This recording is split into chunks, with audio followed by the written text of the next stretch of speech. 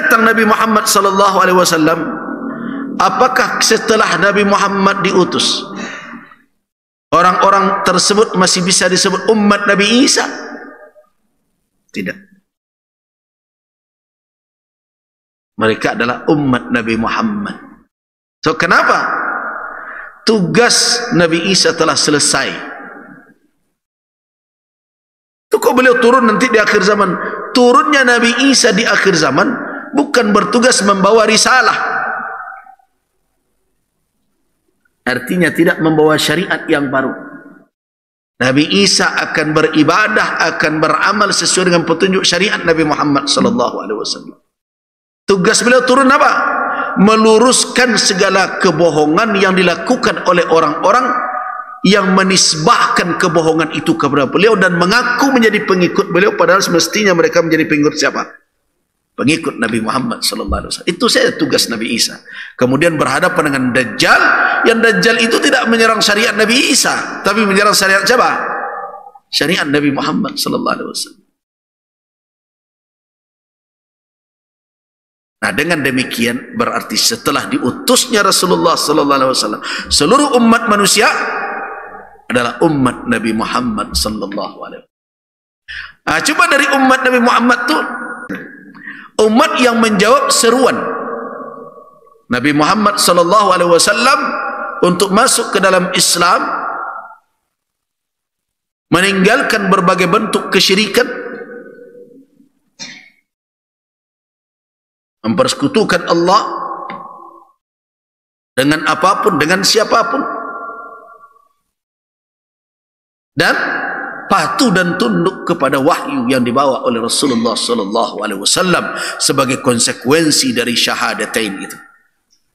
Itu namanya ummatul ijabah. Tapi ada umat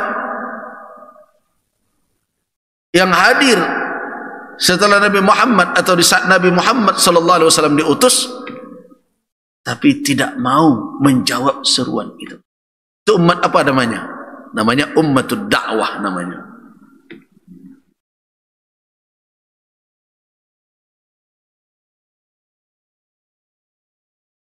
Jadi golongan yang kedua adalah umat dakwah. Umat yang senantiasa harus diseru dan diajak. Harus disampaikan kepada mereka seruan Nabi sallallahu alaihi wasallam. Kalau mereka tidak menerima seruan tersebut, apa jadinya?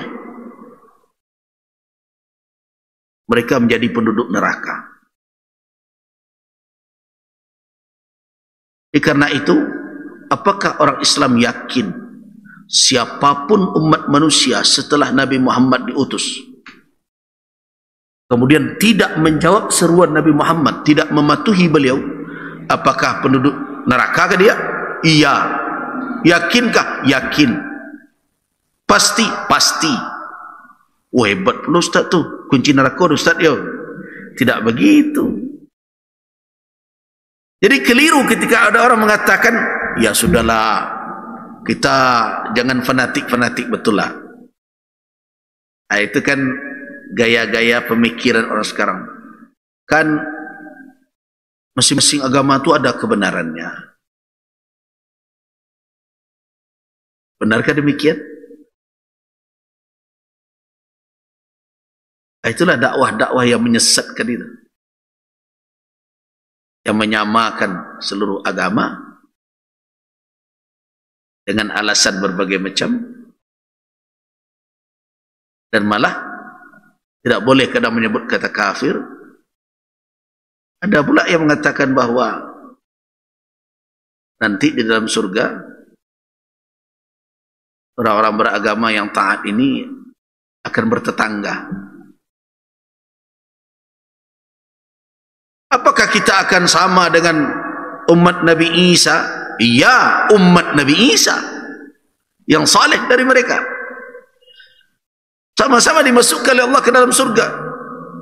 Dengan umat Nabi Musa, iya, yang patuh dan tunduk kepada syariat Nabi Musa di masa dia menjadi umat Nabi Musa. Tapi sekarang Mereka tidak dituntut untuk patuh kepada Nabi Isa. Mereka dituntut patuh kepada Nabi Muhammad, karena mereka bukan umat Nabi Isa, mereka adalah umat Nabi Muhammad. Tapi mereka tidak patuh. Itu namanya umat dakwah. Yang menjadi apa? Yang menjadi arah dan tujuan dakwah terus, ayo penuhi seruan Rasul. Istajibu lillah war Rasul. Itu umat dakwah namanya. Jadi apakah umat Nabi Musa, umat Nabi Muhammad, umat Nabi Ibrahim, umat Nabi Nuh akan sama-sama berada di surga? Iya. Tapi umat Nabi Muhammad yang tidak memenuhi seruan untuk masuk Islam sama-sama di surga? Tidak.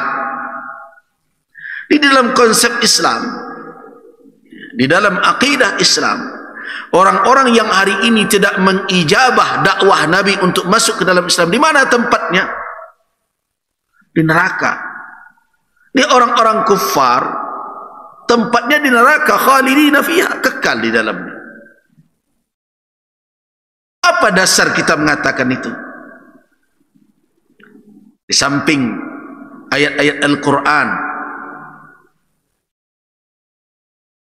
ditegaskan oleh Nabi dalam hadis beliau, dalam hadis sahih riwayatkan oleh Imam Muslim rahimahullah, walladzi nafsu Muhammadin biyadih, demi yang menggenggam jiwa Muhammad, kata Rasulullah, la yasma'u bi ahadun, tak seorang pun yang mendengarkan tentang aku, min hadhil ummah, dari umat manusia keseluruhan ini, Yahudi wala Nasraniyun, baik dia seorang Yahudikah atau seorang Nasranikah, thumma yamut, kemudian mati dia, walam yu'min billadzi ursiltu bih, dan tidak beriman dengan risalah yang aku bawa, artinya tidak masuk dia ke dalam Islam, illa kana min ashabin nar, melainkan orang itu adalah termasuk penduduk neraka.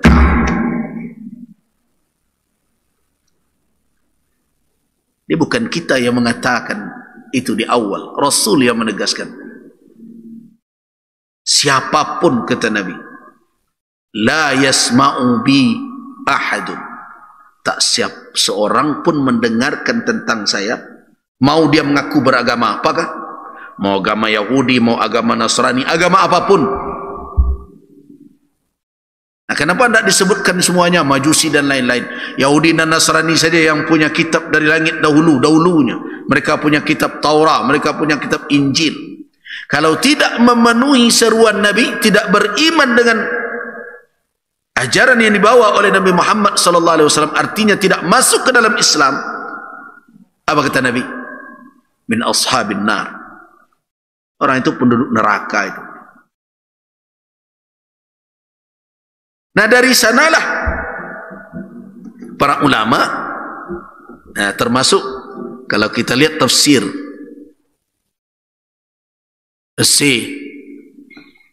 Sayyid Tantawi rahimahullah, ketika beliau menafsirkan surat An-Nisa ayat pertama itu, apa kata beliau? Mari kita baca.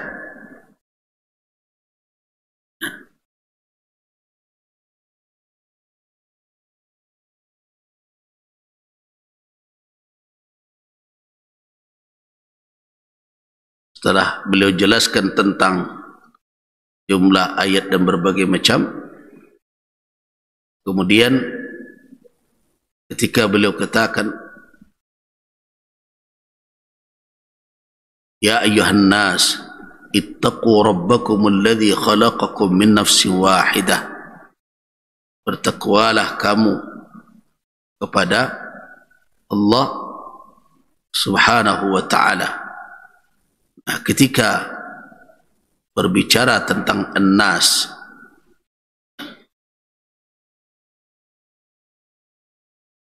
beliau mengatakan bahwa yang dimaksud an-nas di situ adalah umat dakwah, umat dakwah.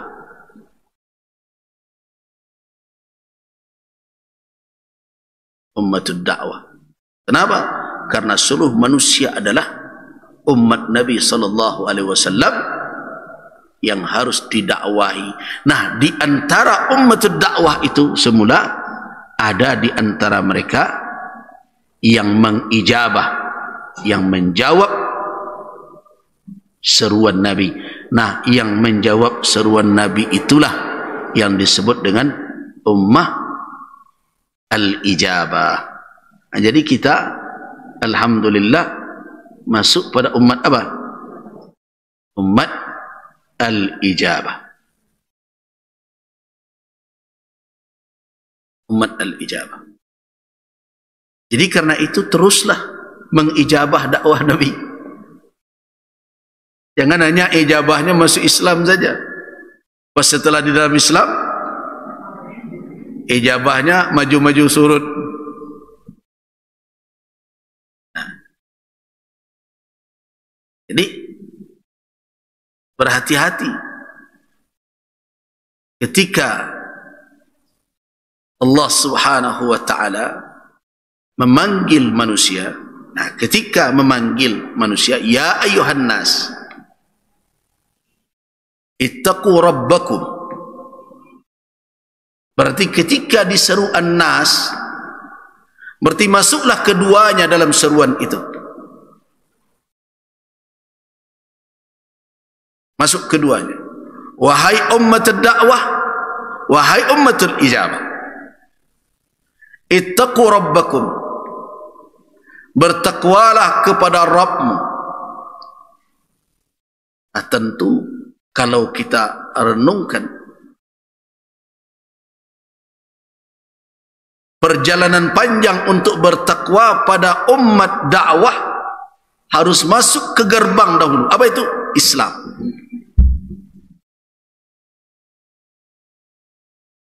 Sedangkan perjalanan untuk bertakwa kepada Allah bagi ummatul ijabah apa lagi?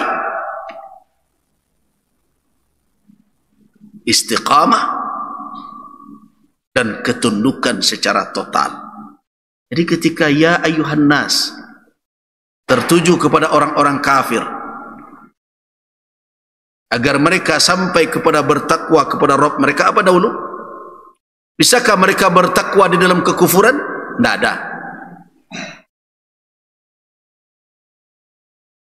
Bisakah itu? Tidak bisa. Takwa itu berlandaskan iman. Nah, itu juga kajian kita beberapa minggu yang lalu, ya, pekan yang lalu. Untuk bertakwa itu membutuhkan modal lebih dari sekedar Islam. Membutuhkan modal iman. Karena takwa itu akan melahirkan khasyah, ketakutan, rasa ta'zim di dalam kalbu, yang akan menjadi wiqayah, menjadi benteng bagi manusia agar jangan mereka terseret ke dalam kemaksiatan, jangan mereka terjatuh ke dalam kemaksiatan. Itu takwa dimanapun mereka berada. Kalau orang punya takwa, tidak perlu ada CCTV, tidak perlu ada pengawasan manusia. Kalau takwanya itu ada, karena takwa itu menjadi wiqayah. Apa makna wiqayah? Pemeliharaan, perlindungan. Dari situlah asal kata takwa.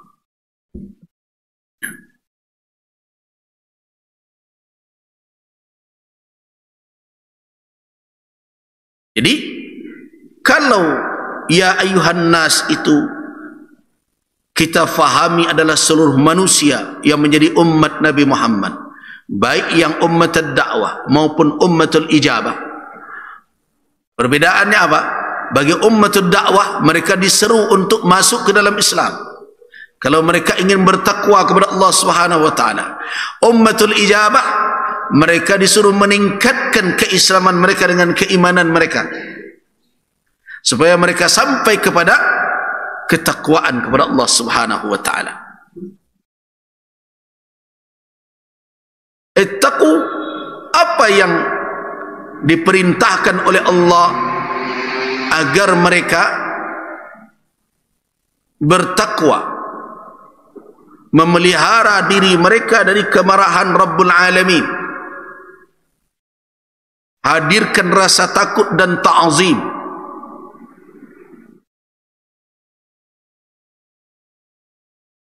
Jadi kepada Allah itu ada khauf, ada khasyah. Keduanya artinya takut.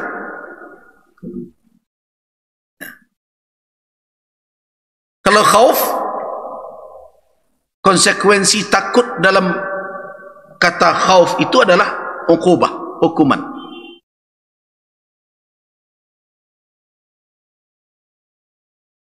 Baru dikatakan khauf kalau seseorang ada rasa ketakutan terhadap sesuatu disebabkan apa? Hukuman. Tapi khasyah, apa bedanya? Takut, khauf dengan khasyah. Khasyah itu adalah takut karena apa? Karena ta'zim.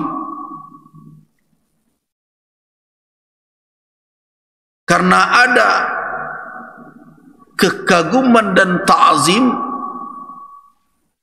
rasa mengagungkan yang mendalam sehingga takut melanggar atau bersikap tidak pantas di hadapannya. Itu khasyah namanya. Biasa khasyah ini adalah lahir dari apa? Dari pengenalan yang utuh terhadap yang ditakuti. Itu makanya para ulama dipakaikan kepada mereka adalah khasyah. Innama yakhsyallaha min ibadihi al-ulama. Jadi kalau khauf, takut dalam khauf, itu apa? Itu khauf, takut karena akibat hukuman yang akan diterima. Orang takut karena itu. Khauf. Sedangkan khasyah adalah ketakutan dikarenakan tidak pantas seorang yang telah tahu, yang telah faham, yang telah mengerti dengan keagungan dan kebesaran Allah, kemudian melanggar aturannya, tidak patuh kepada perintahnya. Itu khasyah, di ketakutan. Kalau dibandingkan mana yang lebih tinggi khasyah dari khauf? Khasyah lebih tinggi. Nah, makanya ketakutan kepada Allah kita itu ditingkatkan terus. Jangan hanya dek karena masuk neraka saja. Ya, itu bagus. Jangan katakan tidak baik. Tapi ketakutan kita kenapa? Karena kita tidak pantas berbuat maksiat. Coba pikir, apa pantas manusia berbuat maksiat? Apa yang dia pakai untuk berbuat maksiat? Cobalah cermat renung. Yang dia pakai untuk mendurhaka kepada Allah itu nikmat Allah semuanya. Kalau dalam bahasa orang awak tu lah diagi berbagai macam. Kalau diumpamakan kepada manusia, saya kandak di pelapih. Setelah itu awak dilawan. Kira-kira bahasa dan keluar ke orang.